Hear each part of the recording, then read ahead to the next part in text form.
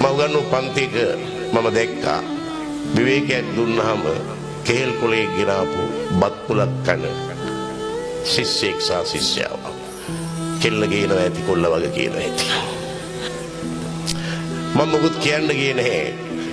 බත් පුල බෙදාගෙන කන්නේ බදාගෙන නෙවෙයි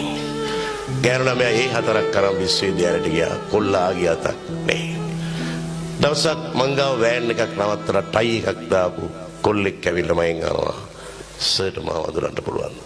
බලපුවම බත් මුලේ ඉතුරු භාගෙ මේ කොල්ල සෙල්ස් රෙප් කෙනෙක් ටොපි වාගයක් දාගෙන විකුණනවා මං එවුවා දැන් කොහොමද තමසගේ බත් මුල් ප්‍රේමී දැන් ගෙවල් දොරවල් එහෙම දන්නවද කිල්ල කැම්පස් ගියා නේද තමසලා බඳින දවසට අපිටත් කියනවා කියලා මාත් ඕන් නැති කතා කියනවා කොල්ලගේ මූණ ඇද වුණා සර් මං එක නැවැත්තුවා කිව්වා මම වෙයි නෑ සර් ඊළඟට හොඳට ඉගෙන ගන්න පුළුවන් මම මැට්ටනේ පස්සේ ප්‍රශ්න ඇති වෙන්න පුළුවන් මම බුරු කියන්නේ බා තමසර වෙන මොකක් කරේ ඇති නෑ සර්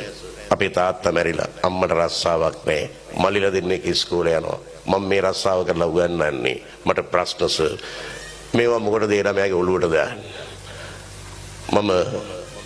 මේ කොල්ල දිහා බලලා කිව්වා උඹ මහ බෝධිසත්වෙක් කියලා මං ගියා මට මම ඒ තරුණයාගේ පැත්ත ගැන හිතලා මම ලිව්වා හන්තානට පායන හඳ ලස්සනයිද කියන්න